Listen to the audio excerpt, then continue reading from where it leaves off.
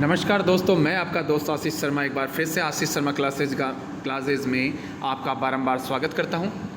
इस बार इस वीडियो में मैं कक्षा 8 संस्कृत जो 4 अप्रैल 2024 को पेपर लगा था उसका संपूर्ण हल लेकर आपके सामने प्रस्तुत हुआ हूं।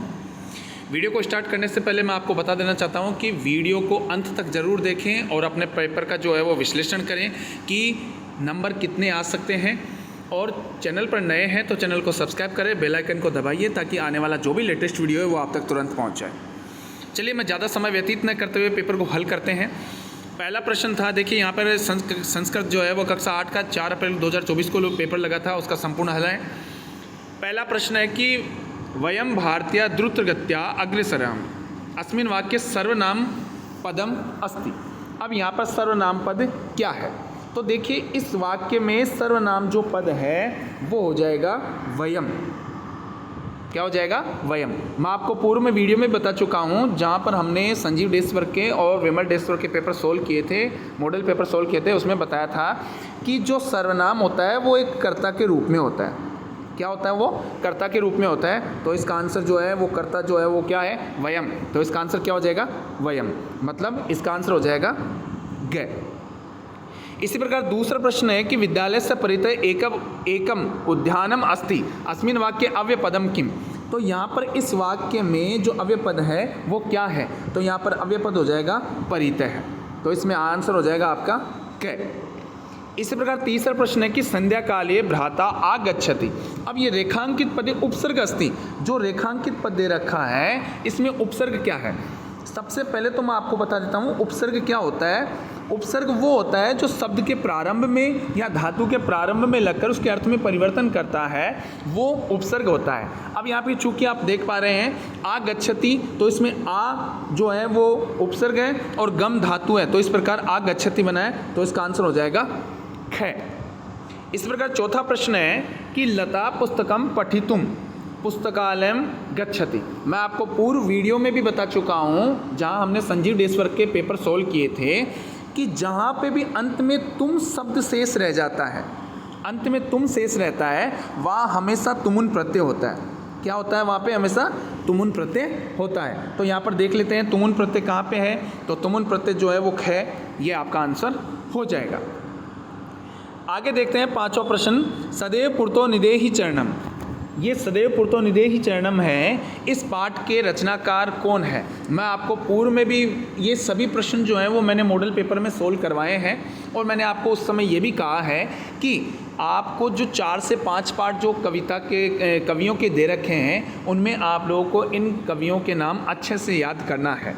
तो इसमें सदैव पुरतो निदेहि चरणम, इस पाठ के जो रचनाकार हैं उनका नाम है श्रीधर भास्कर वर्णेकर। ठीक है। आगे छठा प्रश्न है, राकेशस्य भगिनी अस्ति। अब देखो राकेश वाला जो पाठ था, गृहम शून्य सुता विना, जो पाठ था कि घर में अगर लड़की नहीं होती तो उसके बिना घर जो है वो सूना सूना रहता है। तो उस पाठ में पूछा है कि राकेश की जो बहन थी उसका नाम क्या था? तो उसका नाम था शालिनी, और उसकी पत्नी जो थी उसका नाम था माला, और जो उसकी जो पुत्री थी वो थी अंबिका, जो उसकी गोद में आकर बैठ जाती है। तो इसका आंसर हो जाएगा अपने यहाँ पर शालिनी। सातवां प्रश्न है कि अहम चिनोमी, तो इसका आंसर हो जाएगा प्रेय श्रेय चय अकर्म कुलिशय या दुर्बलता। तो यहाँ पर इसका आंसर हो जाएगा प्रेय श्रेय चय। आठवां प्रश्न है कि सावित्र्या साहित्य रचना अस्ति। सावित्री की जो साहित्य रचना है वो कौन सी है? तो इसमें देखिए साहित्य इनकी 2 रचनाएं थी, उनमें से यहाँ पर एक दिया है काव्य फूले और एक साहित्य रत्नाकर। इस नाम से इनकी 2 कवियाँ जो कृति थी, साहित्य रचना थी, वो ये थी, जिनमें से यहाँ पर आंसर आया अपने काव्य फूले। 9वां प्रश्न है कि संधि विच्छेदम या संधि युक्तम च कुरुत है। अब देखिए इसमें 2 प्रश्न आए हैं। अधुने, मैं आपको पूर्व में भी बता चुका हूँ कि जहाँ पे भी डबल ए की मात्रा आती है वहाँ पर आप लोगों को संधि होती है वृद्धि। यह आपको पहचानने का तरीका मैं पूर्व में बता चुका हूँ। तो यहाँ पर देखते हैं, इसका संधि विच्छेद करेंगे तो इसका संधि विच्छेद हो जाएगा अधुना धन एव, अधुना धन एव। इसी प्रकार शिष्टाचार है, शिष्ट धन आचार, तो इसका हो जाएगा शिष्टाचार, शिष्टाचार। 4। ठीक है, इस प्रकार 9वां प्रश्न हुआ। 10वां प्रश्न देखते हैं हम। मैं आपको फिर से बता देना चाहता हूं कि वीडियो को अंत तक ज़रूर देखें। अंत तक देखने पर ही आपको मालूम पड़ पाएगा कि आपने पेपर कैसा किया है और आपके कितने नंबर तक जो है वो अंक हासिल हो सकते हैं। इस पेपर में यही बनाने का उद्देश्य यही है कि आपके अंक कितने आएंगे। 10वां प्रश्न है कि विशेषणम विशेष्य मेलनम कुरुत है। अब देखिए इसमें जो विशेषण जो है मिलान का, तो जो पहला है स्वच्छंदानी, तो ये मिल जाएगा अपने ग्रहाणी से। ठीक है, दूसरा है पीहिते, तो ये मिल जाएगा अवकर कंडोले से। इसी प्रकार कांचित तो ये मिल जाएगा अपने शांतिम से। और इसी प्रकार महती तो ये मिल जाएगा अपने सती से। ठीक है, ये एक मॉडल पेपर में भी मैंने सॉल्व करवाया हुआ है और ये हूबहू उस मॉडल पेपर से आया है। ठीक है, संजीव डेश्वर के मॉडल पेपर में था ये प्रश्न, वो सेम टू सेम इससे आया है। इसी प्रकार देख लेते हैं 11वां प्रश्न। कोष्टक प्रदेशु उचितम विभक्तिम चित्वारिक्त स्थानी पूर्यत। अब देखो बालकाः खालिस्तान सह पठन्ति, तो मैं आपको बता दूं, आपको मैंने पहले बताया है इसमें जहाँ पर सह आता है वहाँ पे हमेशा तृतीय विभक्ति लगती है। कौन सी लगती है? तृतीय विभक्ति। अब देखिए तृतीय विभक्ति ये षष्ठी विभक्ति का सूचक है, तो ये तो नहीं आएगा। तृतीय विभक्ति है, देखो बालिका शब्द है, बालिकया, बालिकाभ्याम और बालिका भी, तो इसमें आंसर जो है वो ये हो जाएगा बालिका भी। इसी प्रकार खालिस्तान उभयत है। अब देखिए उभयत जहाँ पे आता है वहाँ पे द्वितीय विभक्ति जो है वो लगती है। अब यहाँ पर चूंकि अपन देख पा रहे हैं कि द्वितीय विभक्ति का सूचक ये षष्ठी विभक्ति का सूचक है, तो ये तो नहीं आएगा। अब द्वितीय विभक्ति का सूचक है ग्रामम, तो ये ग्रामम इसका आंसर आ जाएगा और इसमें पूर्व में आ जाएगा बालिका भी और ग्रामम। इसी प्रकार 12वां प्रश्न देखते हैं कि मंजूषात क्रियापदानि चित्वारिक्त स्थानी पूर्यत। अब नयंती है, गच्छत है, भवती है और पठाम है। तो देखते हैं सा अध्यापने संलग्ना भवती, सा ये 1 नंबर पे आ जाएगा। सा अध्यापने संलग्ना भवती, वह अध्यापन में संलग्न रहती है या होती है। महिला तड़ागात जलम नयंती, ये 2 नंबर पे आ जाएगा। महिलाएं तालाब से जल लेकर आ रही हैं। इसी प्रकार तीसरा है वयम प्रतिदिनम पाठम पठामः, ये 3 नंबर पे आ जाएगा। और अंतिम में जो बचा वो चौथे नंबर पे गच्छत आ जाएगा। मैं फिर से बता देता हूँ, पहले नंबर पे आ जाएगा भवती, दूसरे पे आ जाएगा नयति, तीसरे पे आ जाएगा पठाम और चौथे पे आ जाएगा गच्छत। आगे हम देखते हैं 13वां प्रश्न है सप्तभागिन्य स्वीय प्राचीन इतिहासे स्वाधीना दृष्टा रेखांकित पदयों विशेषणम च पदम पृथक कुरुत। अब यहाँ पे देखिए कि विशेषण और विशेष्य, मैं पूर्व में बता चुका हूँ कि विशेषण जो है वो शुरू में आता है, विशेष्य जो बाद में आता है। तो विशेषण के सामने आप तो यहाँ पे लिख देंगे प्राचीन और विशेष्य के सामने लिख देंगे इतिहास, मतलब ये क्रम से लिख देंगे। विशेषण हो गया प्राचीन और विशेष्य हो गया इतिहास। आगे देखते हैं हम 14वां प्रश्न है कि रेखांकित पदम आदृत्य प्रश्न निर्माणम कुरुत। अब यहाँ पे देखिए पहला दे रखा है लुब्धस्य यश नश्यति। अब जहाँ पे यहाँ पे अंडरलाइन कर रखा है, इस अंडरलाइन की जगह कौन सा शब्द आएगा जिससे ये प्रश्न बन जाए, तो यहाँ पर लिखेंगे हम कस्य यश नश्यति। ध्यान रखिएगा, अगर आप यहाँ पे कस्य लिख के आए हैं तो नंबर कटने के पूरे चांस रहेंगे। अगर आपने यहाँ पे पूरा लिखा है कि कस्य यश नश्यति, तो आपके इसमें पूरा जो नंबर है वो आपको मिल जाएगा। इसी प्रकार दूसरा है प्रदेश अस्मिन हस्तशिल्पानाम बाहुल्यम वर्तते। अब यहाँ पे हस्तशिल्पानाम है, ये षष्ठी विभक्ति का एक वचन है और इस षष्ठी का एक वचन में शिल्पानाम है, तो यहाँ पे जो किम शब्द है इसमें हो जाएगा केशाम। इसमें क्या हो जाएगा? केशाम है, यहाँ पर आ जाएगा केशाम। अब यहाँ पे आपने प्रदेश अस्मिन केशाम बाहुल्यम वर्तते इस प्रकार लिखा है तो नंबर पूरे मिलेंगे। केशाम लिखा है तो वो परीक्षक जो है, जांचने वाला अध्यापक है, उस पर डिपेंड करता है कि आपको ये नंबर दे या न दे। 15वां प्रश्न है कि मंजूषात उचितानि संज्ञा पदानि चित्वा रिक्त स्थानी पूर्यत है। अब यहाँ पे जो मंजूषा दे रखे हैं उनमें से इनका जो है वो छांट करके लिखना है। तो देखिए खालिस्तान पहला है जैसे सूर्य, मानव, छात्र और सूरदास।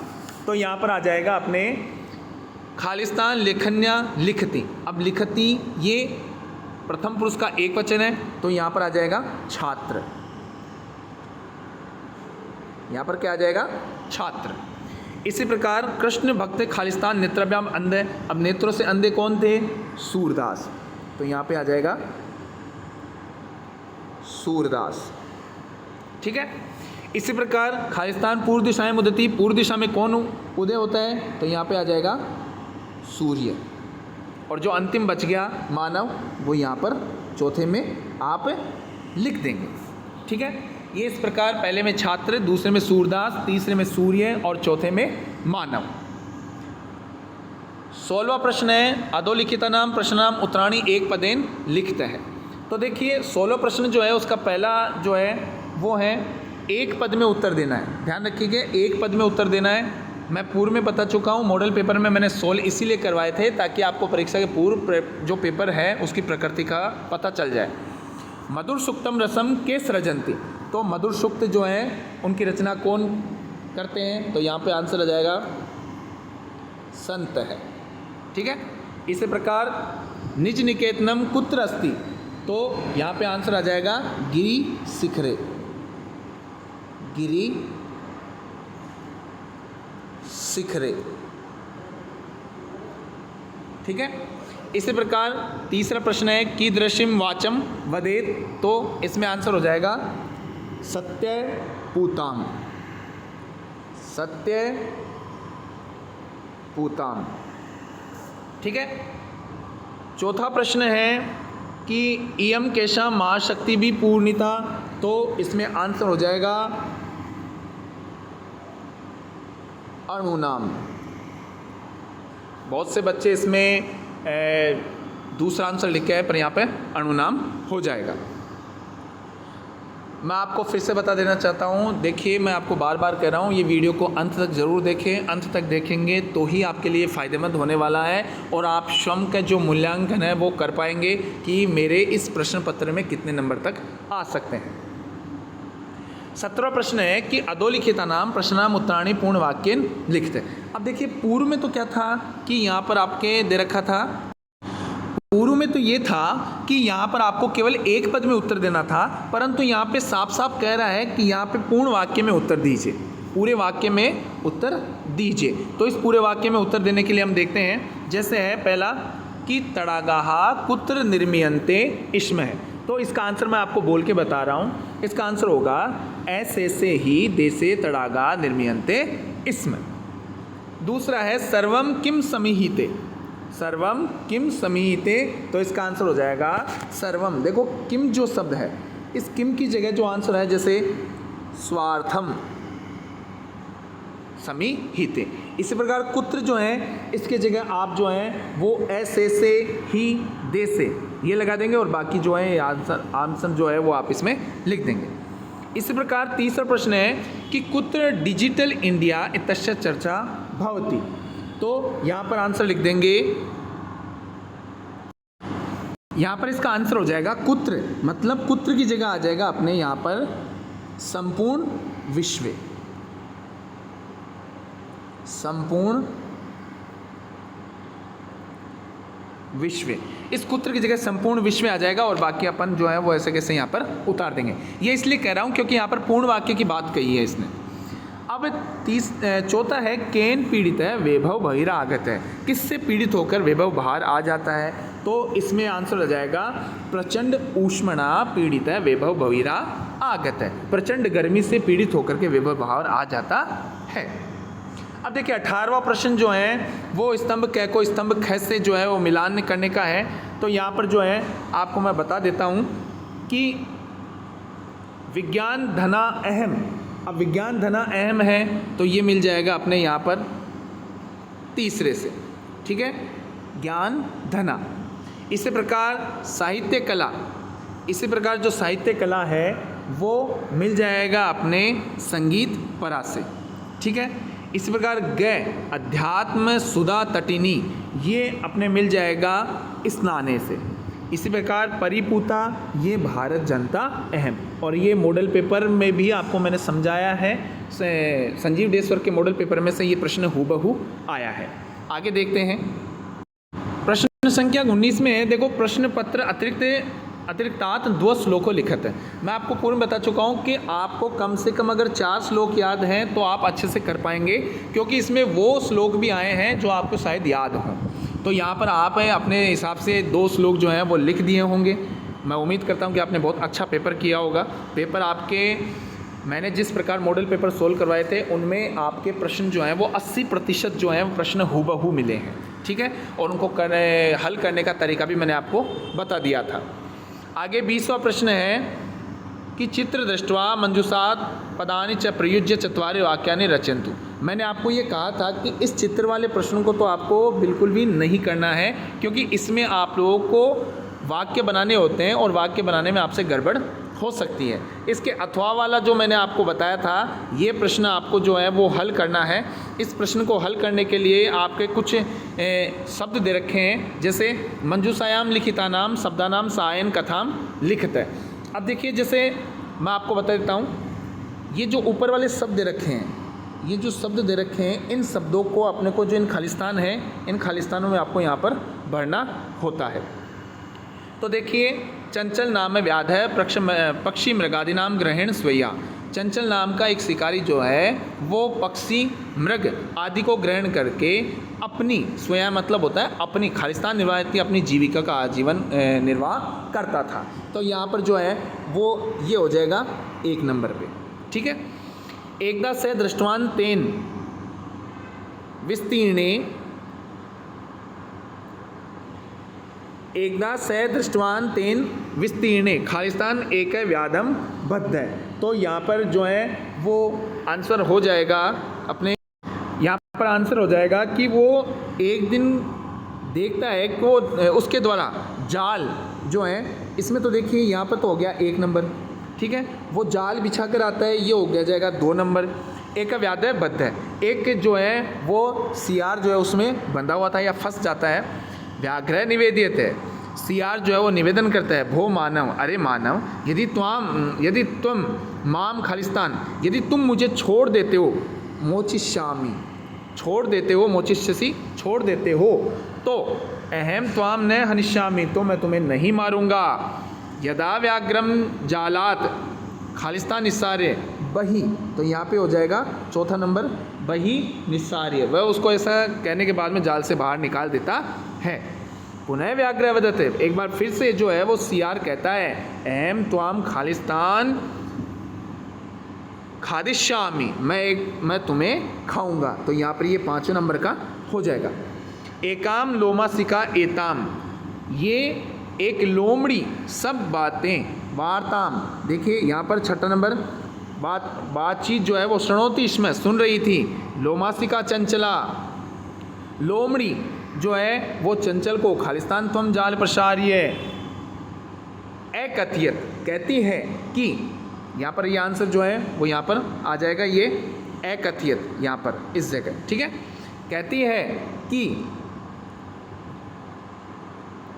पुनः व्याघ्रम अवदत, एक बार फिर से व्याघ्र से कहिए, केन खालिस्तान तुम एत जाले बद्ध है, किस प्रकार से तुम जाल में बंध गए हो। तो यहाँ पर प्रकार अंतिम में जो है वो यहाँ पर आ जाएगा, व्याघ्र तस्मिन जाले पुनः प्रविशन्ति बद्ध च, और एक बार फिर से वो उस जाल में बंध जाता है।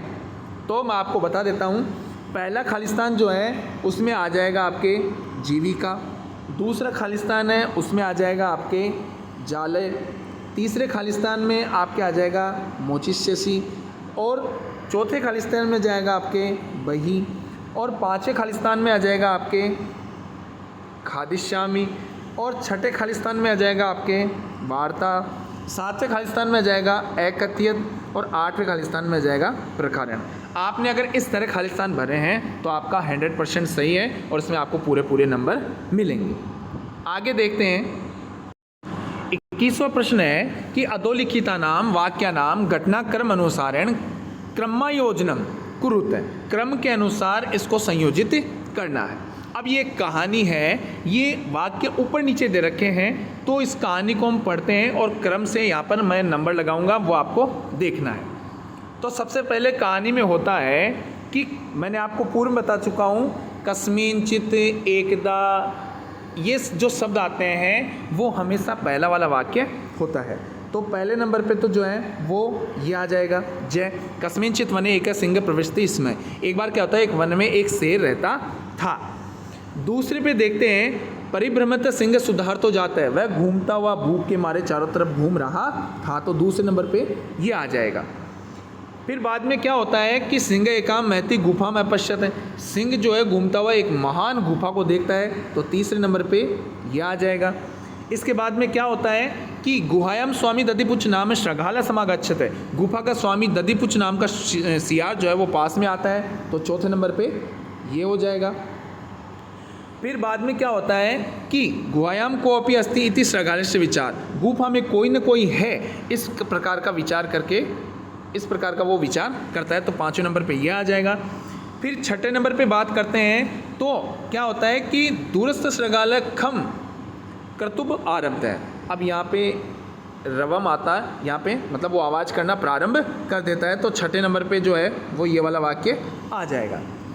फिर इसके बाद में सिंह श्रृंगाल से आहनम अकरोत, शेर जो है वो श्रृंगाल को बुलाता है। तो सातवें नंबर पे ये आ जाएगा। और अंतिम वाक्य जो बचा है चय, वो आपके आठवें नंबर पे आ जाएगा। मैं फिर से बता देता हूँ। पहले नंबर पे वाक्य आ जाएगा, कस्मिंचित वने एक श्रृंग प्रविष्टि, इसमें कि कोई गुफा में, एक वन में एक शेर रहता था।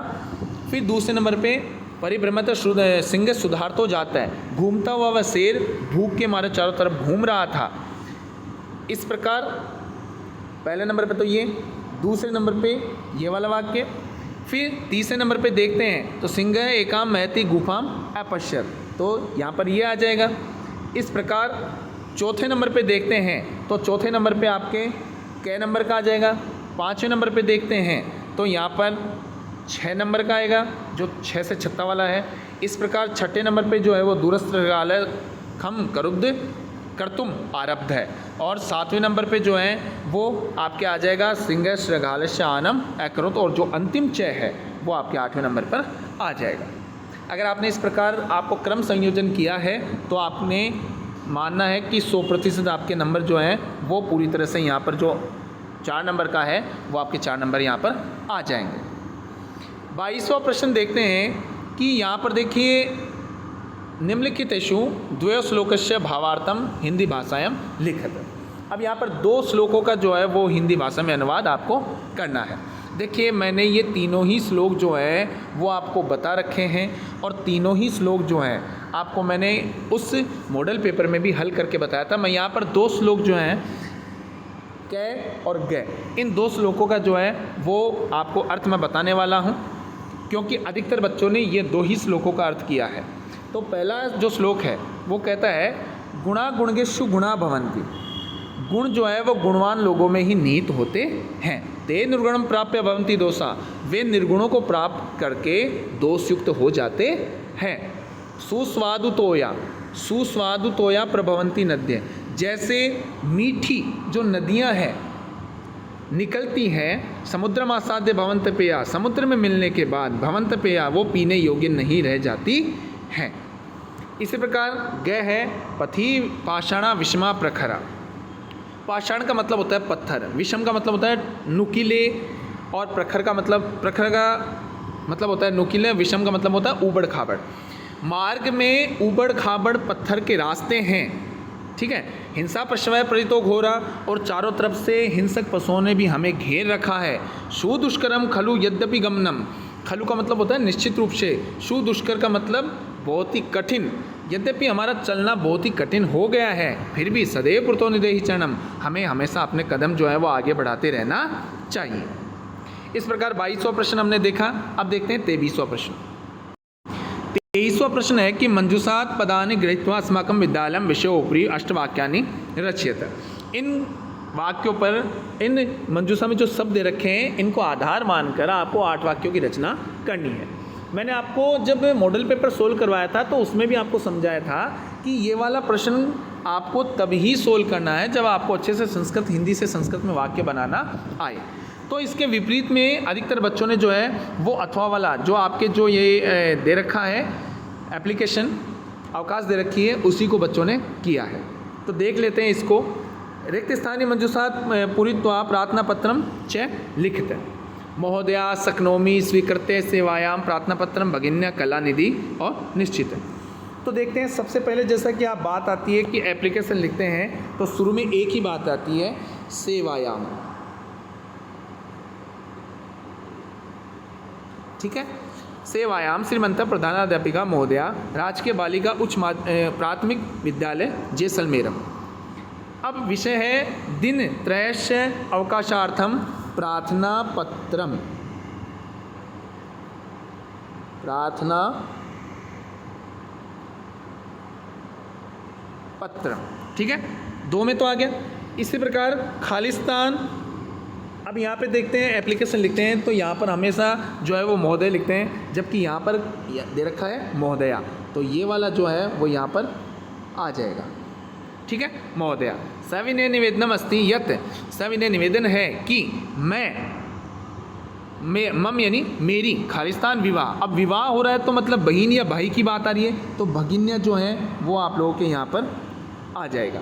ठीक है, 15 मार्च 2024 खालिस्तान निश्चित है, निश्चित हुआ है, तो यहाँ ये वाला जो है वो यहाँ पर आ जाएगा। एतत् कारणात् दिन त्रयस्य यावत् अहम विद्यालय, इसी कारण से 3 दिन तक मैं विद्यालय न खालिस्तान शक्नोमी नहीं आ सकता हूँ। तो यहाँ पर ये वाला जो शक्नोमी है वो यहाँ पर इस जगह आ जाएगा। फिर आगे कह रहे हैं अतः 14 मार्च 2024 से 16 मार्च 2024 पर्यंत दिन त्रयस्य अवकाशार्थम खालिस्तान अनुग्रहीति। अब यहाँ पे स्वीकृत करने की बात आ गई है, तो ये वाला वाक्य जो है वो यहाँ पर आ जाएगा। ठीक है, तो यहाँ पर स्वीकृत आ जाएगा। और अंतिम में जो है भवताम आज्ञाकारिणी शिष्या खालिस्तान, अब जो अंतिम में बच गया ये कलानिधि, ये कलानिधि वहाँ पर हम लिख देंगे। ठीक है, आगे देखते हैं कि 24वां प्रश्न है बिलस्यवाणी न कदापि मैं श्रुता। मैं आपको बहुत बार बताया था, ये कहानी इतनी फेमस कहानी है कि पिछले वर्ष भी यही आई थी और इस वर्ष भी यही आई है। और ये संसार सागरस्य नायिका आर्यभट्ट वाला था, जैसे सुने सुता विना ये थी, ये मैंने आपको बहुत जोर दिया था। इसमें बिलस्यवाणी न कदापि मैं श्रुता, इस कहानी को आपको बहुत से अच्छे से बताया था। मैं उम्मीद करता हूँ कि आपने जो है वो कंप्लीट लिख के आए होंगे। जिन बच्चे ने पूरा ये जो पैराग्राफ आप देख पा रहे हैं, ये जो आपने अंत तक लिखा है, तो आपके ये 8 नंबर जो हैं वो आराम से आ गए होंगे। ठीक है, मैं उम्मीद करता हूँ कि आपने बहुत अच्छे से लिखा है इस कहानी को। 25वां प्रश्न देख लेते हैं। अधोलिखितम गद्यांशम पठित्वा प्रश्न उत्तराणि संस्कृत भाषायाम लिखित। अब ये जो प्रश्न है ये भी 8 नंबर का है और एक प्रश्न जो है वो 2 नंबर का था। अर्थ देख लेते हैं पहले। जनवरी मासस्य दिवसे तृतीय दिवसे, जनवरी मास की 3 तारीख 1831 ईस्वी में महाराष्ट्र से नाय गांव के, महाराष्ट्र के नाय गांव नामक स्थान पर सावित्री का जन्म हुआ। तस्या माता लक्ष्मीबाई पिता च खंडोजी इति अभिहितो। उनकी माता का नाम लक्ष्मीबाई और पिता का नाम खंडोजी इस प्रकार निर्धारित हुआ है या था। नववर्ष देशीय सा ज्योतिबा फूले महोदय प्रणीता। 9 वर्ष की उम्र में ही ज्योतिबा फूले का महोदय का जो है वो विवाह हो गया। सो अपि, इसीलिए तदानीम 13 वर्ष कल्प एव आसीत्। जब वो 13 वर्ष की हुई थी तब यतो ही, क्योंकि सह स्त्री शिक्षा प्रबल समर्थक आसीत्, वह स्त्री शिक्षा की प्रबल समर्थक थी। अतः सावित्र्या मनसी स्थिता, और तो सावित्रीबाई के मन में स्थित जो अध्ययन की अभिलाषा थी, उत्साह प्राप्त होती, उत्साह को प्राप्त हो रही थी। इतः इस प्रकार परम साग्रम आंग्ल भाषा अपनी अध्ययन करोति, और उनके आग्रह पर जो है आग्रह सहित उन्होंने आंग्ल भाषा मतलब अंग्रेजी भाषा का अध्ययन भी करना प्रारंभ कर दिया था। अब यहाँ पे पहला प्रश्न है कि गद्यांशम पठित्वा उचितम शीर्षकम लिखत। तो यहाँ इसका उचित शीर्षक जो है वो मैं आपको पूर्व बता चुका हूँ कि जिस बात पर गद्यांश आधारित है वही इसका उचित शीर्षक होगा। तो यहाँ पर आपको लिखना था कि सावित्री बाई फूले। सावित्री बाई फूले, ठीक है, ये इसका शीर्षक हो गया। अब दूसरा प्रश्न है कि कस्मिन् स्थाने सावित्री अजायते, तो यहाँ पर लिखना था आपको, ये जो आंसर है देखिए, महाराष्ट्रस्य नायगांव नामनी स्थाने सावित्री अजायते, ये जो आंसर है वो यहाँ पर लिखना था, ठीक है। अब तीसरा प्रश्न है कि सावित्र्या मातुर किम नामस्ति, तो सावित्रीबाई की माता का नाम क्या था? लक्ष्मी बाई। इसी प्रकार सावित्री कश्यप प्रबल समर्थका आसीत, अब सावित्रीबाई किसकी प्रबल समर्थक थी? तो यहाँ पर लिख देंगे स्त्री शिक्षाया। मैं उम्मीद करता हूँ कि आपको ये वीडियो बहुत ही अच्छा लगा होगा। अगर आपको ये वीडियो अच्छा लगा है तो हमें कमेंट करके बताइए कि आपको वीडियो कैसा लगा है। अपने मित्रों से शेयर कीजिए और चैनल को सब्सक्राइब कीजिए, बेल आइकन को दबाइए ताकि आने वाला लेटेस्ट वीडियो आप तक तुरंत पहुंच जाए। और आप हमें कमेंट करके ज़रूर बताएं कि इस पेपर के आधार पर आपके इस पेपर में संस्कृत में कितने नंबर आ रहे हैं। कमेंट करके हमें ज़रूर बताइए। हम अगले नेक्स्ट वीडियो में आपसे फिर से मुलाकात करेंगे। तब तक के लिए हमें इजाज़त दीजिए। जय हिंद, जय भारत।